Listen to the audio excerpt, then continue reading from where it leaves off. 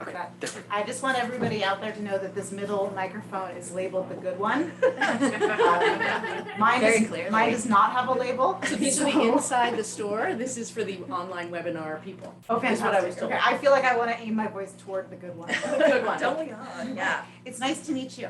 Nice to meet you. Thank you so much for coming. Oh my gosh. I was really late. I've never been late to a book event, but I also haven't been anywhere for a while.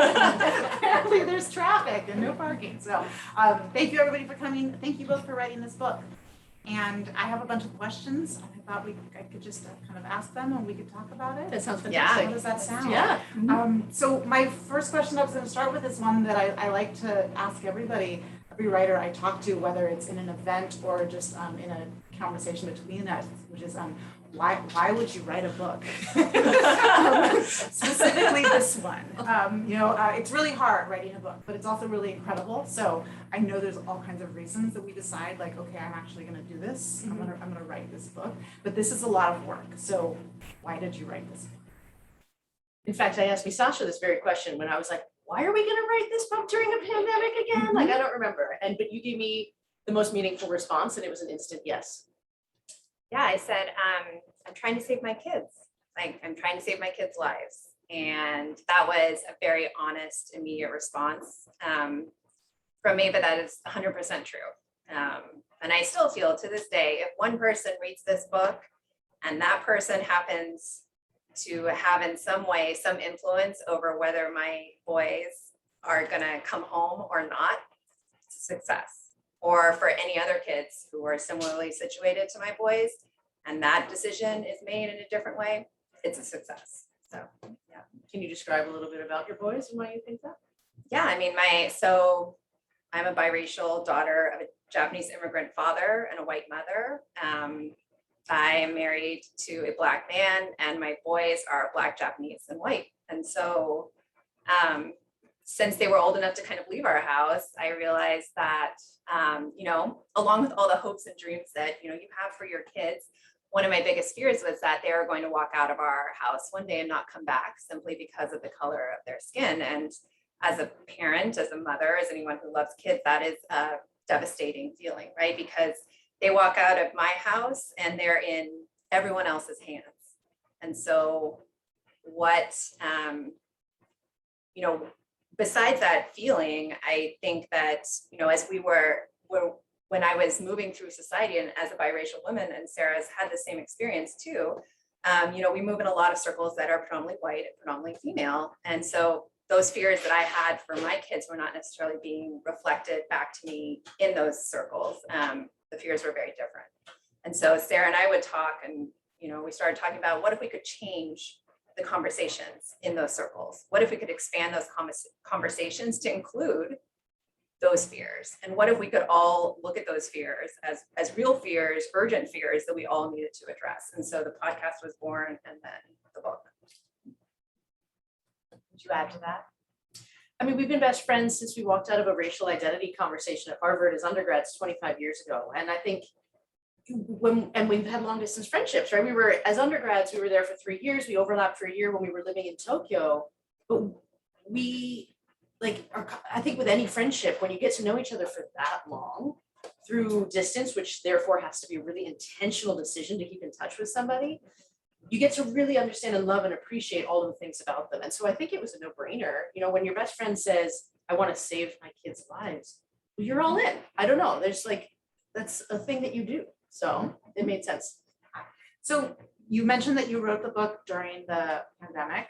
Can you talk about your process, both actually, how did you collaborate? Were you in person? Were you seeing each other? I just wrote a book during the pandemic with a collaborator. It was nuts. So how did you actually, as friends who obviously know how to have a relationship and communicate across distance, what was your writing process like for it? Aside from me kicking and screaming, being like, this is so painful doing the research. That's an important part of the process. My husband is a white Canadian man, and I live in Denver, Colorado. And so I have been living in communities that are largely white for a long time now. Before then I was living in Arizona. First half of my life is a totally different story, but having navigated a lot of white spaces for the better part of 15 years, we started thinking about the pain points that we talk about in the book, and the book is structured in a way that addresses different perspectives. And we really wanted to intentionally choose some of the most common perspectives that we're hearing. And so the first section is on being white in America. And the biggest things that I was hearing from my community was like, well, I don't have white privilege, or I'm not racist. And so it felt like it made sense for me to tackle that and get the feedback from my community and be like, does this make sense? Do you guys have stories about this? How do we want to incorporate a lot of these into the book? So I took that. I'm really curious if people can read it who are not listening to this, can tell who wrote what part, but we wound up digging into each of our sections independently and then sort of cross-checking with each other. The Google Docs. This is where I get really geeky as a writer. I'm like, did you do it in Google Docs or That first round was Google Docs, remember? Yeah. Yeah. And then we it was. switched, and then it was like some gigantic document that had all the track changes on it that would take forever to load up, and then you'd get frustrated because you wanted to change one word and the whole thing would have to load up. So there was definitely some frustration with technology during the collaboration process, but so I really like the way, I really appreciate how you structured the book. Mhm. I think the book feels very accessible and relatable. It feels conversational and engaging, but it also has a very clear structure to it, which I definitely think is important for readers when you're coming to a topic that could be difficult for people, that could be overwhelming or intimidating. And I as like an organized Virgo, I also like to know what to expect. So I feel like when you have a structure set up for a reader, they know kind of what to expect. So you have the chapters. There's a kind of repetitive structure of listen, learn, and act. And so can you just talk a little bit about how you thought about structuring the information, because it is so much information. So how did you think about structuring it? And then what do you hope that structure does for readers? Yeah, I think, we borrowed some of this structure from our podcast experience, really, because what we found to be so powerful on the podcast for us, even as while we're recording it, is the personal narrative, right? Is hearing the stories of people who are, and in the book, we really focused on stories of people who were impacted by the topics that we were discussing, and the chapters are fairly short, so each short chapter. So we thought it was really important to hear that firsthand. And then we moved to learn, because a lot of the reasons why we need to act are rooted in history and education we never learned in school. And to this day, our kids still largely aren't learning in school. So we wanted to be sure that once you hear the narrative in the listen section, then when you get to the learn section, you're really understanding the framework of how we got from, whatever the start of our country, the history, and, go through the history of our country on this topic to 2020 or 2021.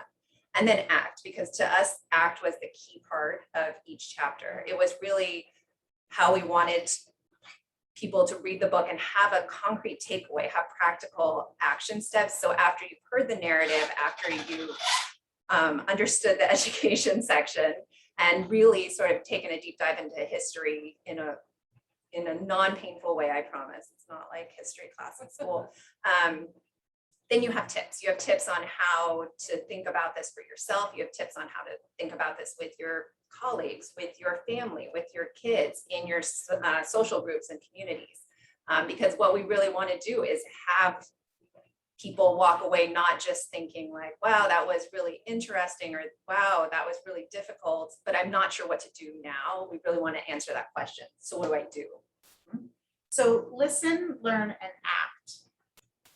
Based on your experiences as podcast hosts, like getting listener feedback, and also in the white spaces that you're in, which of those do you think tends to end up being hardest for people?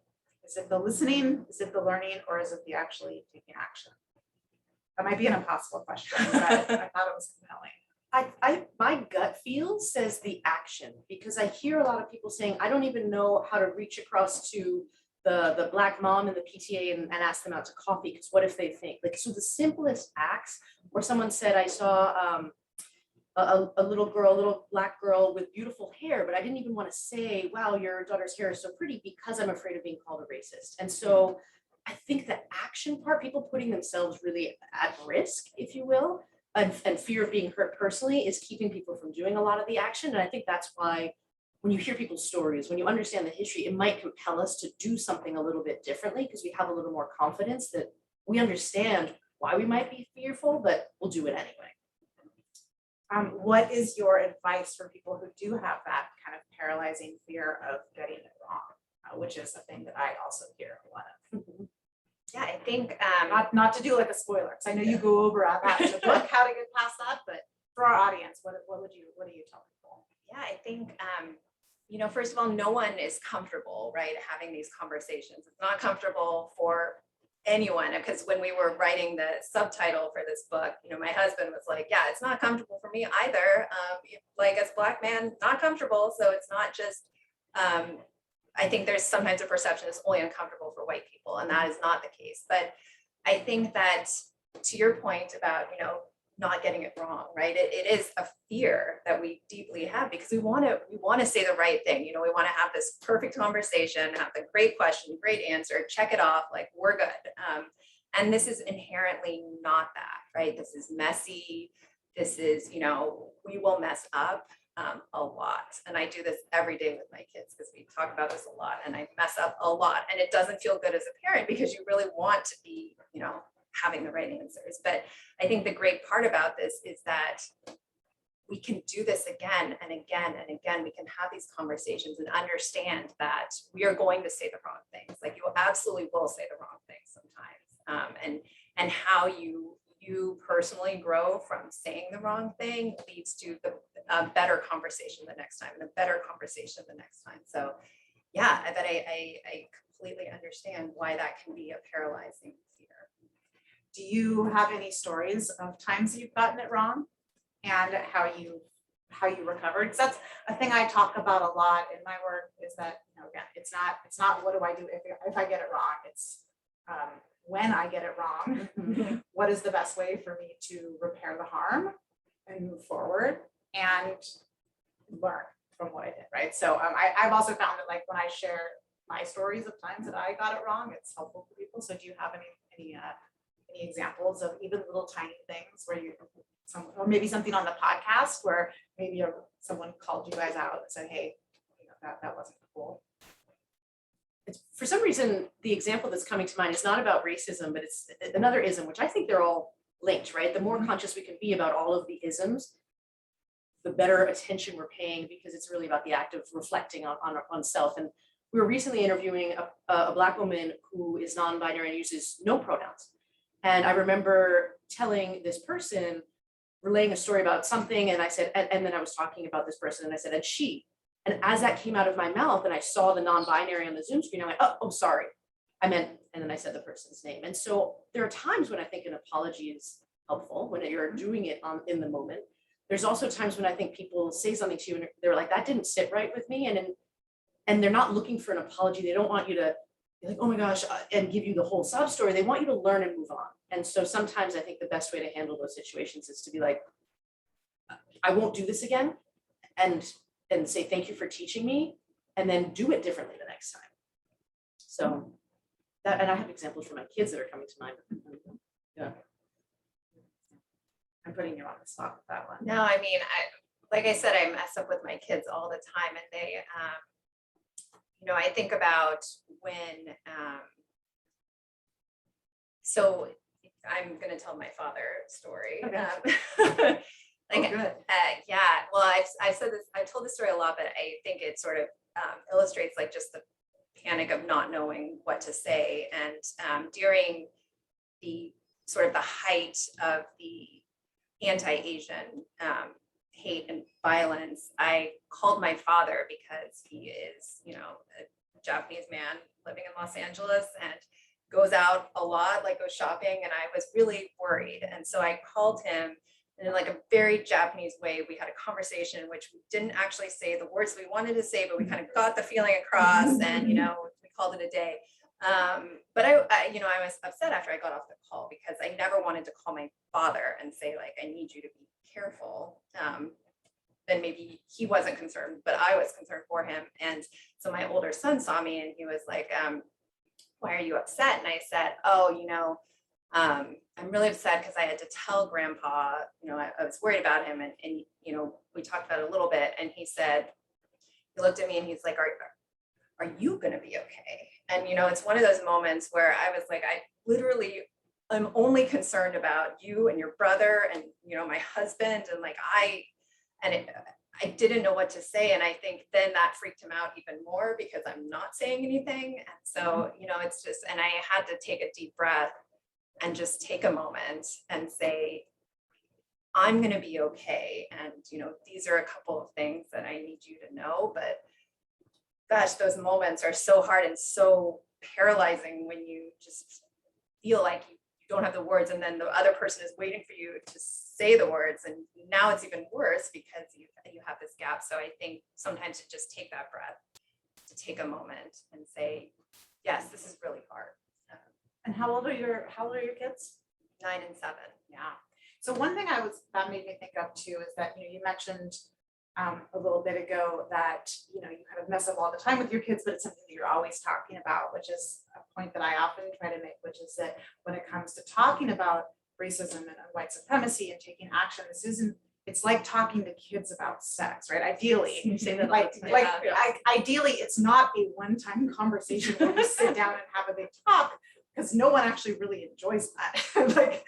But really, ideally, it's an ongoing series of small moments and conversations and information that you just put in the world, and it's the way you live your life, and it's a series of 8, and it's also something that can be scaled as age of, like I started talking to my son about consent when he was like 4, because when it was not in a sexual way, but about like somebody else's body, right? So we can start. So I think often, especially for parents, we have this idea like, oh, I don't know how to talk to my child about this is so serious. Like, yes, how do you explain the murder of George Floyd to a 5-year-old?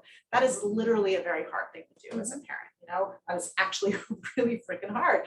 But there are age appropriate ways to start to have these conversations. So I know not everybody may be a parent, but when it comes to talking to kids and having those conversations and making it part of your world, not just a one-time conversation, what thoughts do you have? I think first it's important to realize that kids see race really young. And I think I've heard from a lot of white parents, oh, no, but I don't want to, my kids don't see race. And it's like, okay, so we need to actually go back to the studies and say, from the time kids are 6 months old, they can differentiate between the looks of their caregiver and someone who isn't their caregiver.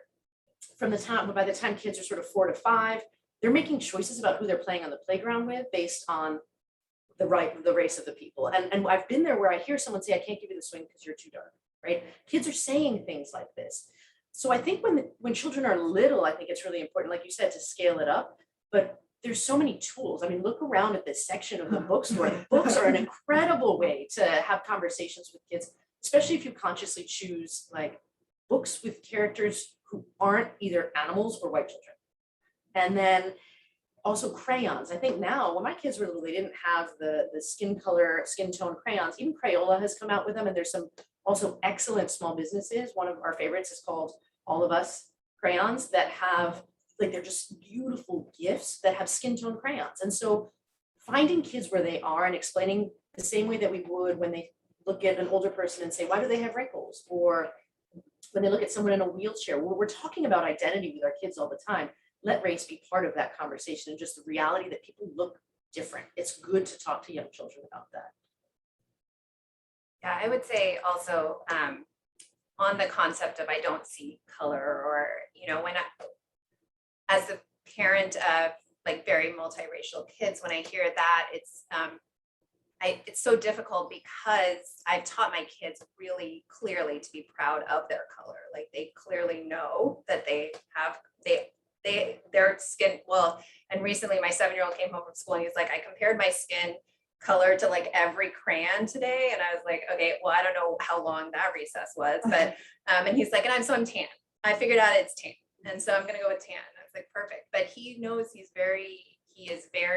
they are both very proud of who they are. And so when someone says, I don't see color, it really negates who they are. Right. And so, that in particular, and kids do see color, they see color all the time. And so I think that just continuing to have these conversations and being open to questions, because if you think about like our first memories of talking about race as kids or color, and how was that reaction, right? Like, when you asked that question or when you pointed out a difference, was the person who you were talking to, were they open and accepting to that, or was it more of like a shh, we don't talk about that kind of thing? Because I think that how we address questions with our kids, how open we are with our kids is so big and so important, because then they know that they can come ask those questions, even if we don't always have the answers right away. And I think when it comes to conversations to have, I think as you get into sort of middle elementary, I think it's really important in particular, especially for non-Black kids, to tell your kids what the N-word is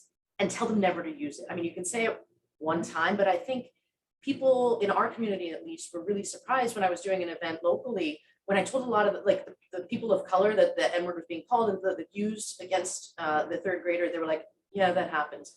The white moms were all like, no, third graders aren't using the N-word. And so there's a complete mismatch between the reality and experiences of people of color and the understanding of what white parents have about. So I think it's very important, if A, you don't want your kid to be the one using the N-word because they've heard it somewhere, and realizing that it is the only word that can, there's no other word that can cut anybody down based on their identity that has that legacy and that history and that pain. There's no word they can call a white person like that, right? So I think it's really important to explicitly tell kids and start explaining racism, the idea that, okay, we've already talked about how people look different. By the time they're that age, they're ready to hear, look, we judge in our society. It's not right, but there is a tendency and a judgment, like we can explain racism. And in particular, I think that N-word is really important to explicitly have conversations about, even if it's really uncomfortable. Yeah, that is, my kids know that is the one word that if I ever hear it come out of their mouth, it is in times. And I've been very explicit with them. In fact, my partner and I both, we have 8-year-old boys, and sometimes lately they've asked if they could swear. And so we've actually let them have a little bit of time in their room to say swear words, and it really releases esteem. And so it's actually also hilarious. But that is a word that they know. And I've been so explicit with them that if I ever hear that word and I say, you might hear it on a song, it could be on the radio, you could hear a friend using it, you could hear people say it could be in a song that you've heard, which I don't let them listen to that, but anyway, they know. They know that is the big one.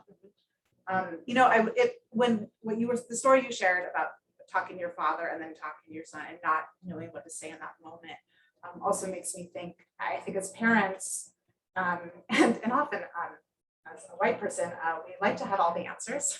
I think that's actually a hallmark of a lot of white culture, is wanting to know it all and have the answers. And certainly as parents, we want to have the answers. And I think that when it comes to topics like this, that can be one of the hardest things, is when we don't actually have the answer, right? So when a child is asking, why did that happen? Like, why did that man get killed by the police? Why would that happen? It's really hard to say, I don't know, right? But that, I do think that there's a lot of power in, letting children or even other people that you're talking to know that you don't necessarily know all the time. So I wanted to slightly shift. I have my big list here. A thing that I often, and one of my many things that I always say about talking about race is, white people we have a tendency to be shocked when things happen. I can't believe that. Like you just said, I can't believe third graders will use the N-word, or when there's a terrible thing in the news, it's that I can't believe it, right? So we've had a lot of conversations about, we need to stop saying that we're shocked or we can't believe it or that we're surprised, right? Because people of color are not surprised when these things happen. That said, I'm curious to know what still surprises you, like given the work that you've been doing, the podcast, the work you've done in this book, all the people you've engaged with in your communities, are there still reactions or responses that you're hearing from white women that at this point still surprise you? We're so jaded. You're like, nothing surprises me. I mean, I don't know if this is a surprise. We have been called racist for naming white people as white people. And I don't think those same, before the book even came out and it was just listed, there were people rating 1-star reviews saying you're racist, this book makes me feel uncomfortable. They haven't even read the book because it wasn't out. This book makes me feel uncomfortable. It's the subtitle. Yes, actually. That's and I think the thing that surprises me most, or that I have the hardest time accepting, is this idea that, and it's related, sort of not related, but it's this idea that me culture versus we culture. Like, there are people who really believe that actually I'm doing everything by myself. I'm very individualistic. I'm not responsible for looking out for the well-being of anybody else. When I think short of like living off the grid where you grow your own food, like we all rely on each other. And so I continue to be frustrated and surprised by the people who hint at that mindset, because I feel like it's so disconnected personally. I feel like it's so disconnected from the reality that we need each other. And wouldn't we be happier if we could do little things? Like we have a chapter on like, is it Black people or African American and like languaging? I mean, if people want to be called a certain thing, does it really take that much to address people the way they want to be addressed, to use the pronouns that they want to be addressed? So it's not so much surprise, but when people sort of say these things, it's like, we're still here. Right, that again. Yeah. Anything still surprising you? I might even be more jaded than Sarah, because sometimes I'm like, I can't right now. You need to have this conversation. I think that I still get a little surprised when I've had, white women say to me, like, I really don't want to traumatize my kids, so I don't want to talk to them about this. And I don't, like, I literally have just a moment where I'm like, you do know that I just told you about my kids. So that's great that you feel that way, but I completely disagree. I think that what is still surprising to me, or a little bit surprising to me, is that it's still sort of, that racism is sometimes still seen by white people, not just white women, as the problem of the other, right? Like that it is Black people, Indigenous people, other people of color, that's their problem, and white people can help. I think that we should be in this mindset that it actually, systemic racism in this country has hurt all of us, right? And we all are in this together. That's still sometimes I'm just like, we're still having this conversation. So that, yeah, that's the one. It sounds a little doomsday, but we still have hope. We So, do. like, We do. We're not completely jaded. We should clarify. Yeah. Well, no, that's understandable. And to that point about it being the other, I often feel that in addition to that idea that it's somebody else's problem, there's often the idea that, like, well, of course racism exists, but it's not me. Like, I'm not one of them. Like, there's the racists are over there. I'm born and raised in the Bay Area, so I have a very limited perspective, really, of like what I've encountered in the world, but I do have a lot of experience with that particular brand of like progressive liberal white people racism, where we absolutely don't think that we're doing it. In fact, we think we're the opposite. And I think that we have there's a real danger, especially in the Bay Area and the West Coast, to really think that it all happens in the South, right? There's this like, well, it doesn't happen here, and I've heard countless times from especially Black friends of mine who moved here from other parts of the country, and they're like, look, where I come from, like, I know where I stand with people. Like, I know which neighbors to talk to and who to not talk to. Like, I actually feel safer there.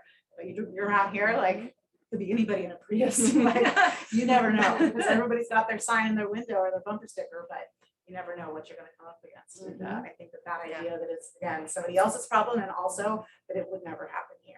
Yeah, it's a real danger. Yes, I think a friend of ours who we did interview on the podcast way early on said the same thing, that sometimes, we have this vision of racists as being like people who are doing the lynching, throwing the N-word around, just horrible images of violence.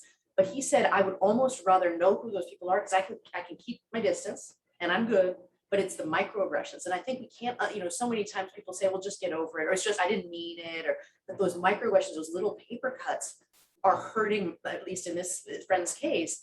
Like, he was just like, I find those more difficult because they come out of left field. And I think that's where any of us can like stand to look and examine, like, ooh, have I said that? Or how can I keep myself from, how is this going to be perceived? That sort of thing. Because those little things I think matter a lot too. I'm curious to know, how do you feel like in the work that you've been doing, and again, you've talked about those kind of communities and circles that you're in, like either parent friends or work and your local spaces. What do you feel that your work has had an impact? Like, do you feel like you've been able to shift conversations with friends, with those like playground mom friends, with people at work? And then do you have any examples of like times that you could think of? Yeah, I think one of the ways that for me personally that I have shifted that conversation is at school, because my second grader had a project at school, which was a countries of origin project, and so which was a very parent intensive project too, because you're supposed to create all these paper dolls from the countries that your family comes from and create the flags. And I mean, it was a lot for like 7 and 8 year olds. So yeah, that was awesome. But we had I'm looking at this and I realized we have a big problem, because like on my side, we can be like Japan, Scotland, England. On my husband's side, we have slavery. So we can't actually name a country. We can name a continent, but we can't name a country. And so, I went to the second grade teacher and I was like, look, this is our family's situation. This is our family's history. And it's something that we are proud of. We are proud of our history here. And how can we talk about this in a way that is going to be second grade, age appropriate? Also, my son being the only even partly Black child in the class, like it's going to be the only one who's going to have this story. But it's important for us to mention it. And so to her credit, she was like, yes, like, let's do it. We'll put it on the poster, poster among other 25 other things that you were supposed to turn in. And we will mention slavery, and we will, give a very brief thing as to what that was. And so, my son got up and, got to present his whole project, and I, hopefully those kids went home, so my son was very proud of, who he was, but also those kids, I hope the other 19 kids in the class went home because they like my son. They're like, we heard something really interesting today. But I think it also pushed the school to think about like, hey, in this country of national origin project, what about the people whom this story is not that simple? Yeah, one of the conversations I had was actually in my kiddo school too, but we were asked, so, I think teachers across the board, especially in lower sort of like elementary education, tend to be white females.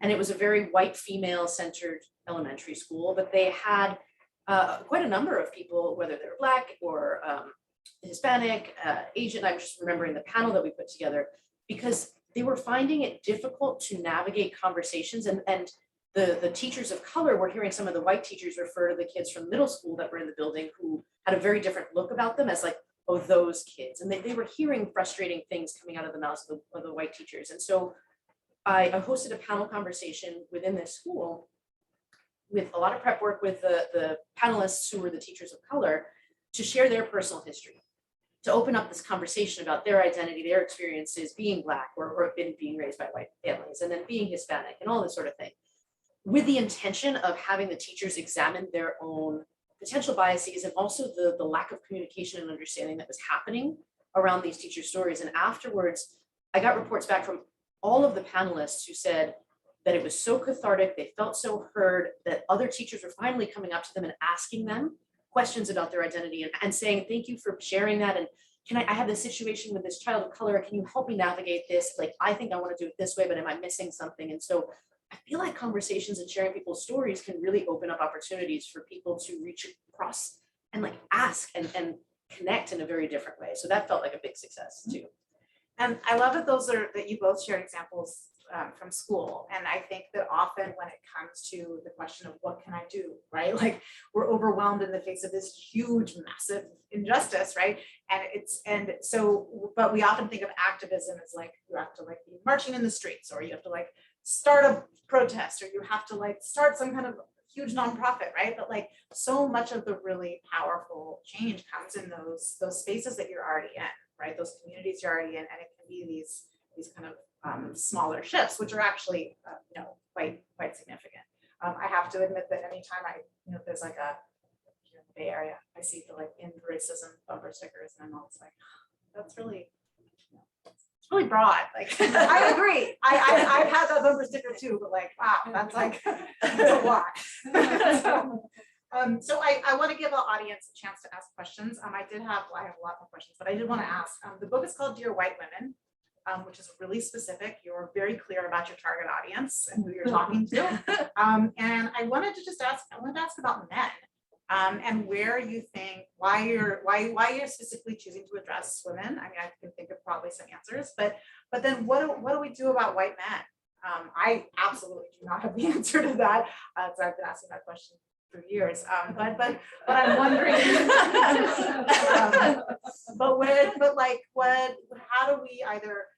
How do we include men in the conversation? Should white men be doing in general? That's the question. You can answer the white women part first. So Sure. Well, my mother, who is a white woman, asked me this exact same question. Like first when we called the podcast that, and then when I told her we were going to call the book that, she was like, does it have to be that? And so it's like, yes, yes, it has to be that. And, I think being biracial, we have moved so much, as we were talking about, through white female circles and knowing what conversations are happening and what conversations aren't happening. But at the same time, we also recognize that women have so much power, right? In your spheres of influence, though they might seem small, there's a lot of power that women hold that is often undervalued by society at large. And so like, what if we could harness that power? And then for white women to additionally use your privilege in the United States to help really dismantle that systemic racism, to use your voice where sometimes other voices might not be heard. Like, what if we could all do that? What if it's all women, but especially white women, led that charge? Like, there's so much power in that I think that's why we specifically, titled it that, but I'll let you, Sara, address the men component too. we talked about this last night over dinner, actually, because we had the same question, right, in our heads, because going back to the power that women have, I mean, sure, we have our work circles, you have your home circles, you have your dining room table, you have PTA or the schools that we talked about. We have, if you actually look at the number of women out there, we also are the majority. If we all voted, we could also make a huge difference.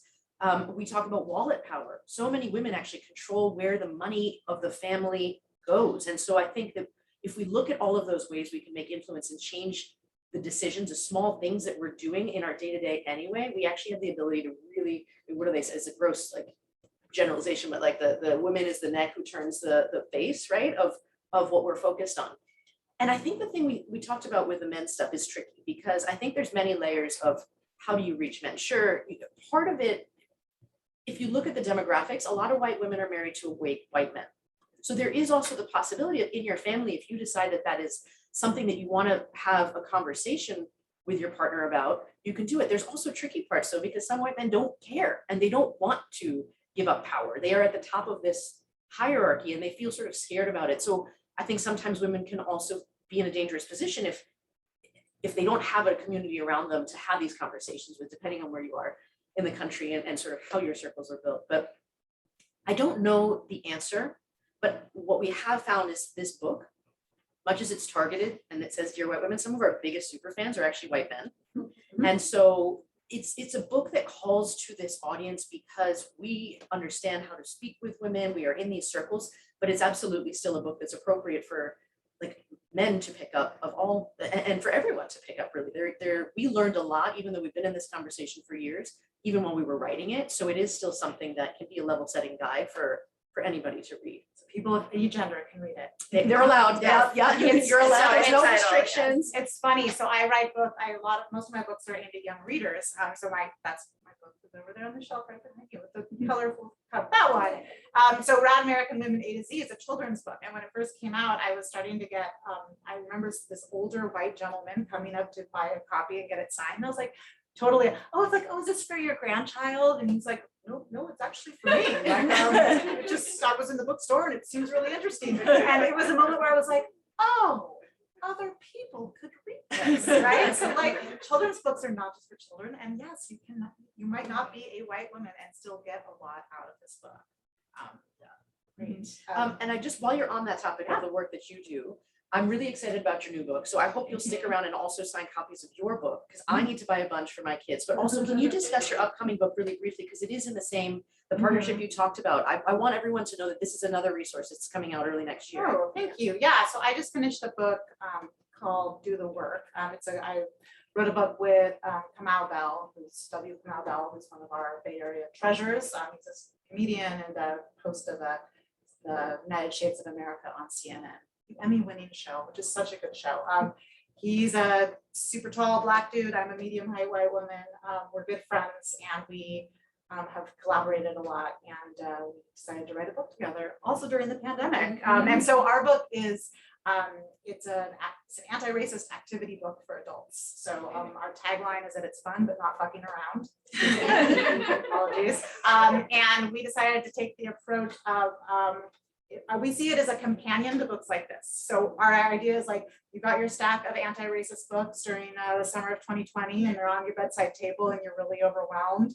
And in between chapters, you open up our book and you do like a crossword puzzle or a word search, and there's quizzes, and we try to break down historical atrocities like redlining by having you do a paint by numbers activity, and you do connect the dots to understand gerrymandering and how we've how we've disenfranchised Black voters across the country. So we'll use his stand-up comedy and kind of comic writing and my kind of history geek stuff, and put together something that we hope will be engaging and also informative. So it's in the genre, and it's again, a companion to books like this.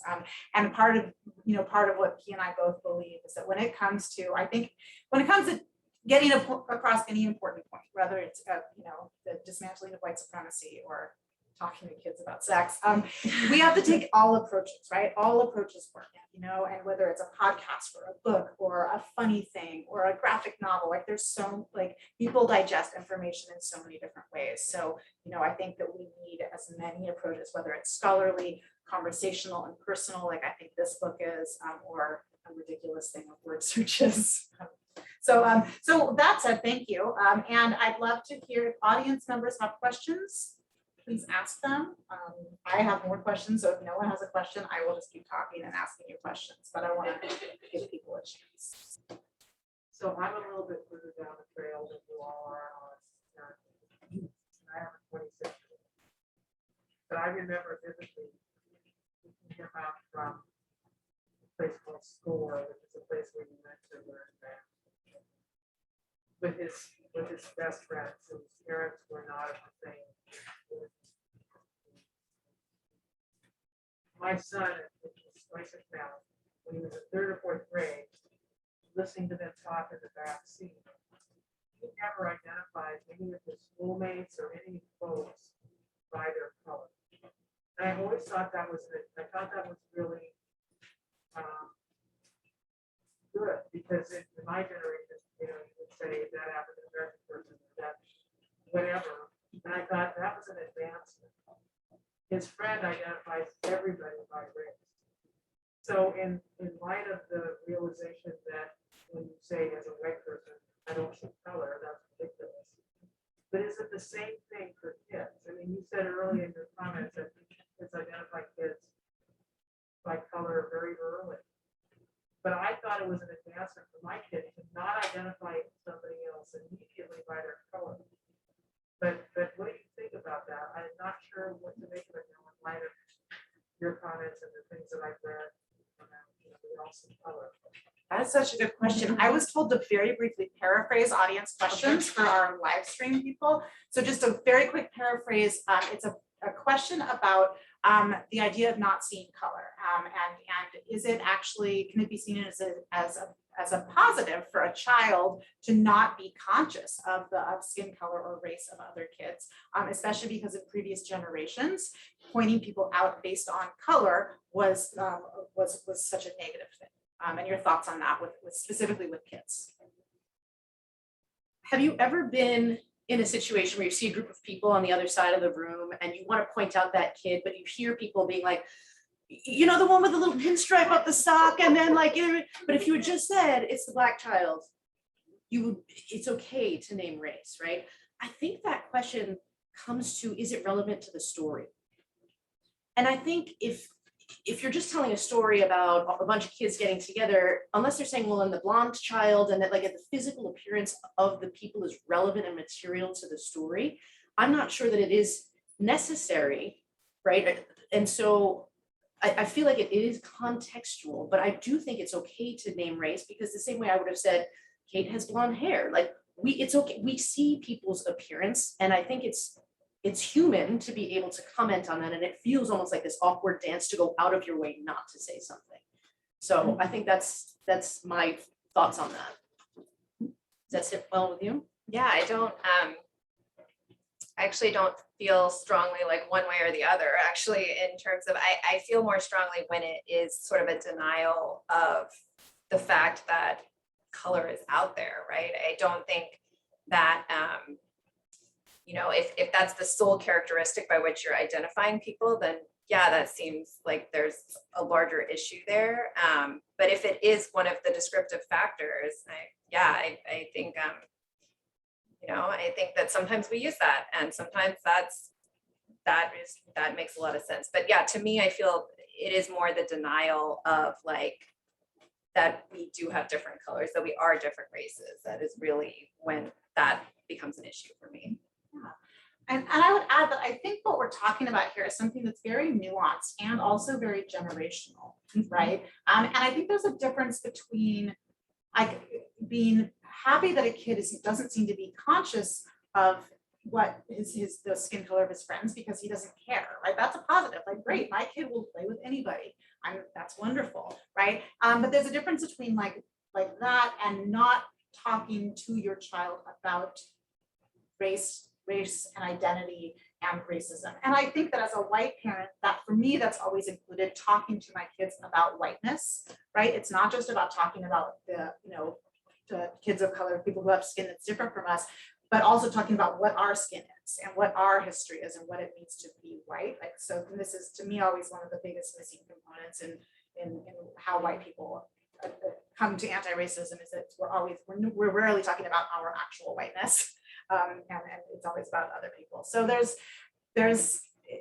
nuanced, and in a way I think it kind of can be both. Like we don't have to have your kid being like, I'm gonna go play with my black friend today, like, but we do want them to be aware that exists.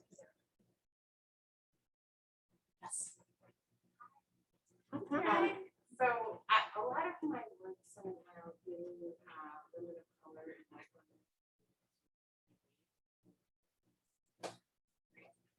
And oftentimes I feel this resistance from white women that they're scared or something happens in the encounter and they have a really strong reaction and then you just disengage and never come back. So how can we build white women's resiliency to stay in?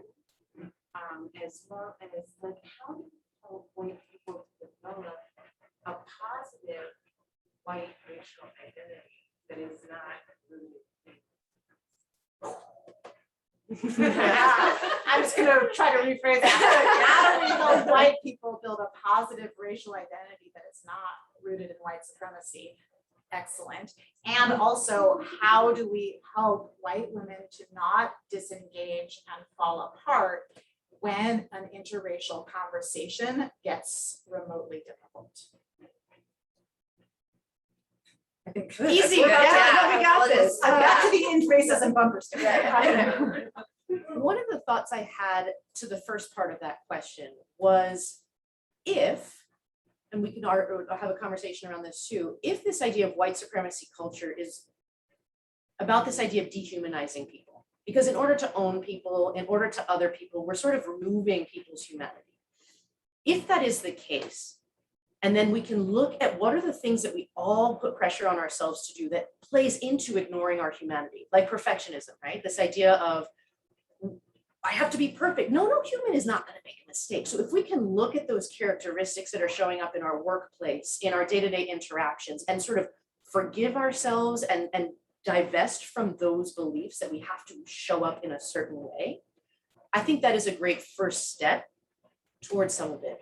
And I think the other part of it is, and I'm not going to tell other people what to do, but I don't believe in cancel culture. For the most part, I think that is something that has built up this division and is upholding this idea of perfectionism. And I think that it is important for us to do our best to, even if, and this is I learned especially from the conversation we had where we spoke to someone about QAnon believers. And it was this idea that so many people want to say, oh yeah, they're so far this way, I'm not going to talk to my people in my family or my circles who believe in that. But ultimately, any of these extreme views and the pain that humans are in is because of the lack of connection. So I much as it is difficult, I think it is important that within our boundaries and our whatever feels right for us, that we try to reach out and connect with other people. As for the second part of your question, I need to sit on that too, or do you think that like? No, I love what you said about humanity and seeing the humanity, because I think it also goes back to what you were saying about perfection, right? I think we expect conversations to go a certain way, right? Or we come into conversations. Also, like, and I'm guilty of this as a trained attorney, like, someone's talking and I'm listening, but I'm also like formulating my rebuttal in my head. I'm kind of listening, but I'm also like, yeah, but you said this, so I'm going to say this, and you said that, so I'm going to say that, but I'm not actually listening to understand. And I think that divide and how we often are so busy trying to get out the words that we want to say, that we're going to convince someone that, I'm right, or I want to be seen like this, that hinders the ability to actually have those conversations. So when that happens to me, I really try and step back, because as I'm trying to formulate, it's hard. It's really hard because I do it all the time. I do it personally, I do it professionally, but to kind of take a moment and just sit with what I'm hearing, right? And really listen. And I think that to me helps me in those uncomfortable moments and uncomfortable conversations too. I would add, when it comes to helping white women not break or kind of disengage when things get difficult, it's a difficult pill to swallow. But if we can start to accept, if white women can start to accept that just our whiteness alone can be seen as violent, is a threat to some people of color, not everybody. But that alone can be enough to make someone not want to interact with us, not want to open up, not want to be vulnerable. Which is also connected to not everybody's going to like you.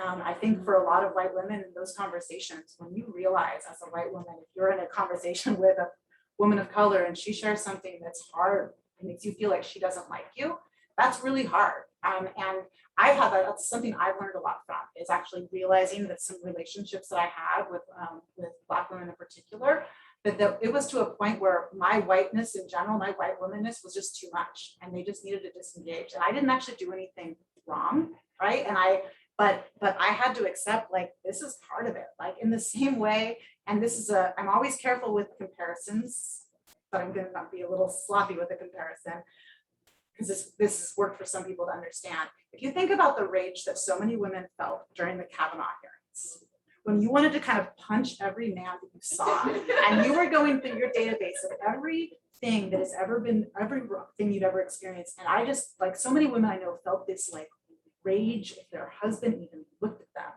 them. That feeling is not the same. But I think there's a comparison for the degree to which a lot of women of color can feel toward these white women who are still I don't understand, or tell me your story, right? And so when it does get real, if a woman of color chooses to share a story and it's real and you feel like she doesn't like you, that's when the disengagement starts to happen. So if in your work you can do anything to get that across or to prepare them for that moment, I think that can go a long way. And that one thing I'd say about how to develop positive racial identity is I do actually really believe that history can be a really powerful, that's a lot of what I do in my books. It's not the only way to develop that identity, but just in the same way that we don't get taught the history of marginalized communities, we don't get taught histories of white resistance and of white people who did do the right thing, and who did stand up for racial justice, and who did risk their lives and their jobs in the civil rights movement and before. So starting to learn those histories with women like Viola Liuzzo, who was the only white woman to be murdered during the civil rights movement, because she left her kids in Detroit and went to join the work in Selma and was murdered by ultimately by the KKK and the FBI. And Anne Braden, who lost her job and was put on trial for sedition because she and her husband bought a home for a Black family who wasn't allowed to buy a home.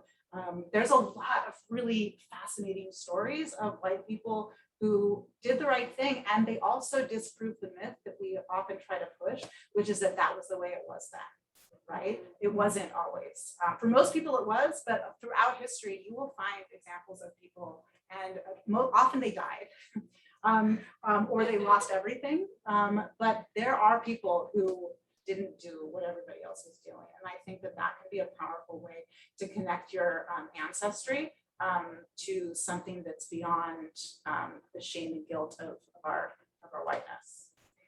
The one other thought I had on that, as you were saying that, it occurred to me that this connection with our ancestry and sometimes just in the conversations we've been having recently, a lot of times, I connect, for example, with my Japanese heritage. My kids know how to use chopsticks. I cook Japanese food at home. Like, it's a very clear link because my mother is an immigrant. But I think oftentimes people look at others and ask, where are you from? Assuming that they're not Americans for many, many generations. And we forget to ask that of people who look white. But a lot of times white people are 1 or 2 generations removed from immigration themselves. And so I think for anybody, having a moment or a period of self-interrogation where you sort of go, what are my cultures? It's not, the white people don't not have culture. What are the stories, the experiences of our family members? What are our own personal legacies that our family has experienced to get us to this point? I think is going to personally help build people's resilience and a sense of identity as well. And you might also find terrible things when you do that. I found the census records from my slaveholding great-great-great-great-grandfather when I was doing all that work. And that was, also an incredible thing to find, to know that is who I come from. I'm related to someone who was in the Salem witch trials, so I have missed. I just really loved when I was listening. I want to talk about exhaustion, because that's really, I felt like something I almost heard, and I'm hearing it a lot. This work is exhausting, right? I can't even imagine. So the question I posed to all of you, it's like when you're exhausted, what are tools that you use? Because I almost feel like if you hear that, that's the tools that white women need to hear, because they're not in that work every day, and they also have this privilege of being in white skin, so they don't have to be exhausted nearly as much as Black women or people of color. So, what are the tools that you use when you're so exhausted? And what would be the tools then from women I've been hearing, like, well, I'd love to come to the Dear White Women event, but I'm kind of exhausted, feeling that I'm gonna get a little shaky, right?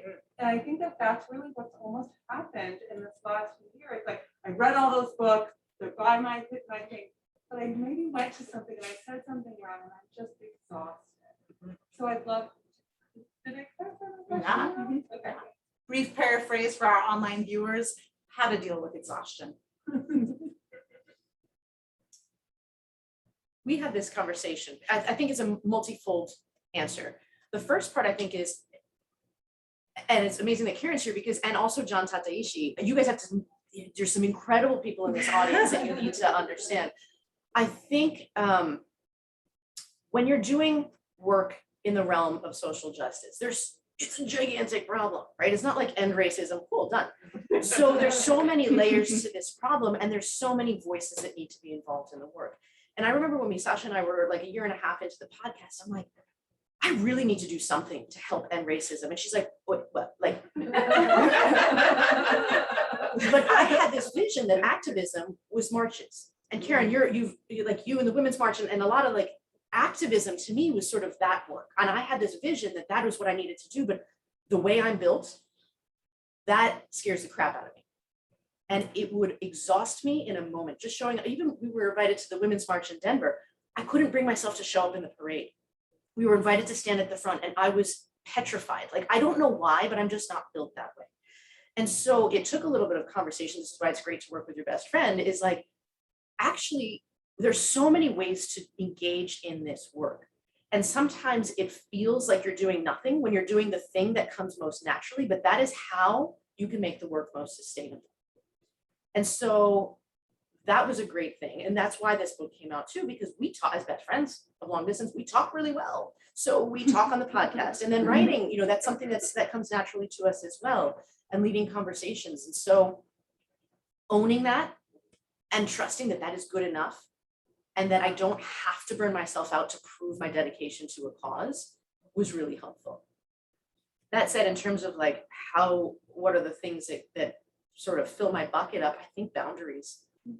You know, we all talked about this today. I put my kids to bed. I don't miss, if I can, aside from when I'm traveling to San Francisco to do a book tour, like I try not to miss more than one night of bedtime for my kids. I love that time with my children. So like I stagger my evening events so that I can do that. I really work hard to do as much of my work during the school day when they're there as possible. And I'm there for morning, I'm there for evening.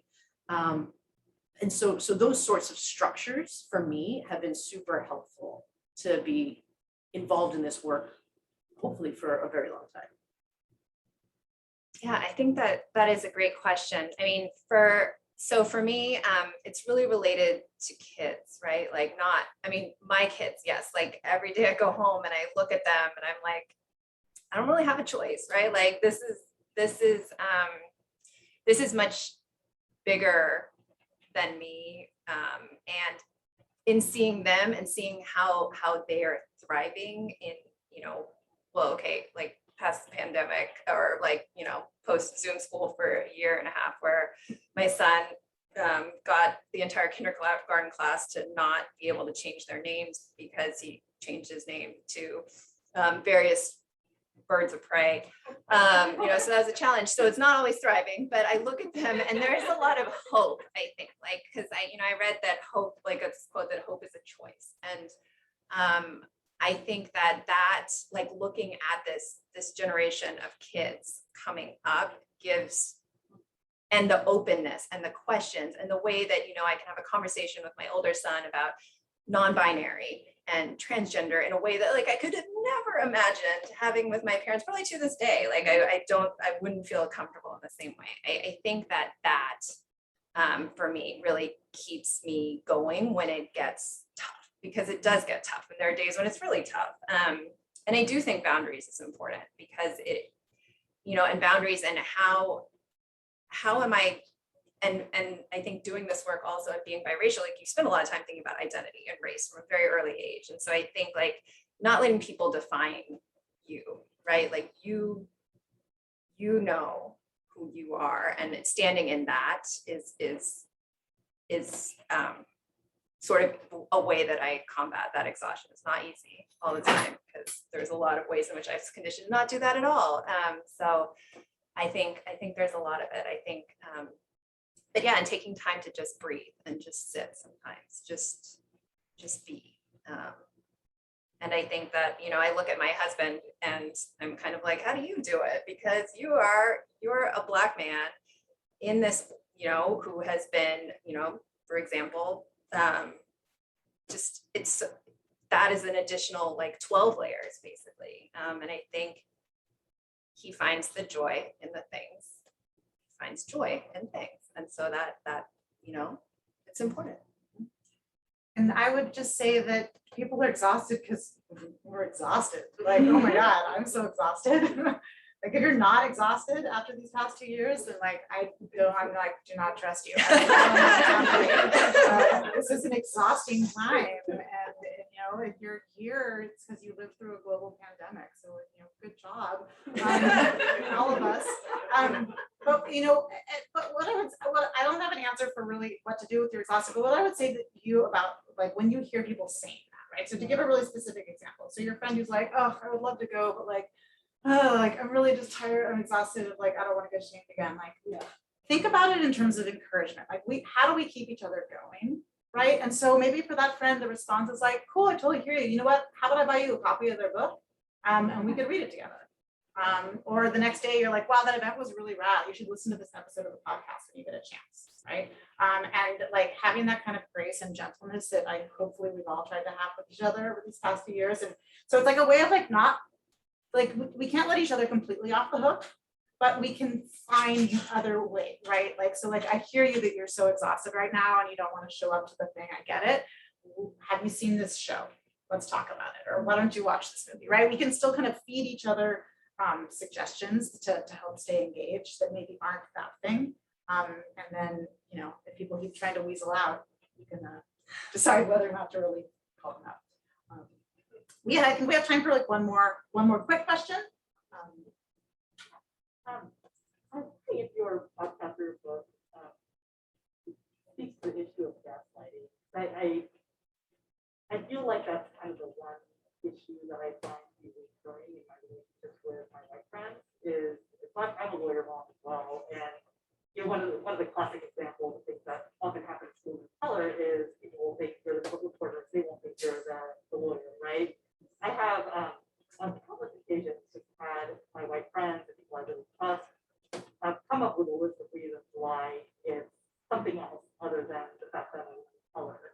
And I feel like it's something that's been more prevalent in my relationships with white women. And part of it is I think they almost think that they're doing something benevolent, like by giving me some relief. It's not just color understand, it's not practical one. It's something to leave it on. Or they think that they're giving the perpetrator the benefit of the doubt. So they're being a nice person.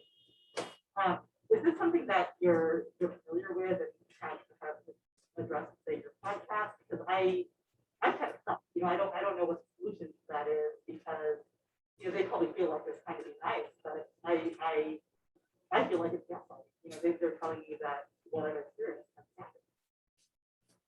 Do you address white women and gaslighting in your work? Yes, yes. I think that, we were recently talking about the difference about being nice and being kind, right? And I think because niceness is a social construct, right? Niceness is we're not going to rock the boat, right? We're going to give the answer that seems to, make sense, and we're still going to be nice women, like in this instance, right? And I think there is a marked difference between niceness and kindness, because kindness probably requires you to give up a little bit of something, but true kindness is seeing you, right? And seeing you and hearing you and believing you, like that this is it. And just, addressing that with kindness, not trying to provide the nice reasons for why someone perceives that to be the case. And so, yes. And I think also we specifically talk about believing women of color who have historically been, told that's not it. This is it. I've figured out your problem. It's not racism though. But yes, it's such a huge problem, and something. I feel like we were talking about that today on a podcast episode we recorded about the second edition of the book, The Sisters Are All Right, and talking about Black women and how Black women, but it sort of, and the author was talking about how that extends to women of color too. All women of color have historically been gaslighted, and what does being an ally look like? Like what does for white women? What is that? Yeah, and I think it starts and almost every event that we do in corporations and that sort of stuff, we start with our ground rules, and the first one is always, we are all experts in our own stories. We will believe people when they tell us that something is true for them. And in terms of how to communicate that to people, I think that's tricky, because I think we all have to navigate, is that person important enough for you to rock the boat and say, look, like, I notice that you're gaslighting me. I notice that you're not believing me. I think that is up to every single person to determine in every interaction. And it's exhausting. Like, that's true exhaustion, where you're just like, I need to be seen, and I need to surround myself by people who see me, and to educate that and to push back on that can be really, really exhausting. But I think it's up to everybody to believe people's stories. And so I think if we can continue to share that message, and this message of kindness versus niceness, I think it really helps. I think that is a really good place for us to conclude. I almost did like poetry snaps when you said that about kindness and niceness. That really worked for me. Like, yes, there is a real difference. It's getting past that politeness, and true kindness is telling some truths. So thank you so much for doing this work. Thank you everybody for coming. Thank you Green Apple for being one of the premier independent book bookstores in the Bay Area and for having in-person events. Thank you so much Yes. for coming out, joining us and supporting us tonight. Thank you all for being here. If anybody is a podcast listener, I do want to point out one of our most recent guests, John Tateishi, is sitting in the back of the audience. He is a Japanese incarceration camp survivor during World War II. He led the charge for the Japanese American Citizens League for reparations for Japanese Americans. He's an incredible human being, and thank you so much for making the effort to be here with us. And where can people find your podcast? Podcast is everywhere podcasts can be heard. It is on Apple Podcasts, Spotify, Google Podcasts, and we house everything. And I just learned this because we were interviewed by a teenager. It's not www.dearwhitewomen.com. It's you can cut off that part now and you just say She did a hard eye dearwhitewomen.com. roll. at that one. http:// So the cool kids don't say that front part anymore, but we are at dearwhitewomen.com and we are out. We're going to create a book club conversation for this in a few months so people can join us directly to have a conversation. We are in corporations and working to bring this work into companies who want to talk about intersectionality in particular right now. And so we're just super grateful for everyone who's here. Oh, the audiobook's coming out on December 15th. We recorded it, so you'll hear which parts of the book that we wrote because we read our sections. And we also have Terry Gibbons, who the author of Radical Empathy, who read her section of the foreword as well. And you can buy audiobooks from Green Apple Book. There you go. Yay. And and maybe one other answer to how to deal with these, where maybe you just buy like a stack of these and then you just have them with you and then you just hand them to people. Like the next microaggression or the next gaslighting, you're just like, I got you a book. It's impressive. I'm not kidding. We were really surprised. So earlier this week, Misasha did a different event and there were white women coming in buying stacks of books saying, these are my holiday gifts. And also I'm buying them all for my book club. And then last night we were at an event where a woman of color was hosting for us and she said, I'm exhausted. I don't want to explain this anymore. I'm buying it and giving it out to all of my white friends and saying, read this, educate yourself and come back to me. So Back of the book. I think I did actually. you said it. You did say that. You started I a just trend. quoted Kate myself. did. Yeah, it's like, it could be like your email out of office. I'm sorry, I'm not available. Thank you, everybody. Thank for you all so being much. here.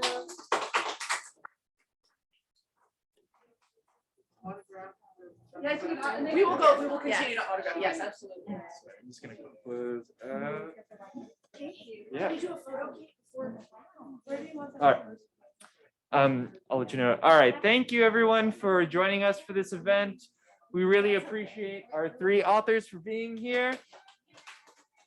And thank you to everyone that joined us online. Hopefully the curse is lifted and you can actually hear me over the Zoom now. I'm so glad you were able to hear all of our authors while this was going on. So yeah, thank you for joining us. You can get copies of all of their books up at the front counters for your gaslighters, exhausted people, and other people you might want to give the book to. And thank you again for joining us. And yeah, have a good night, everyone. Thank you so much for having us. Okay, then you guys have to go personalized. Okay. Why don't you go on the other side? Here, I will go.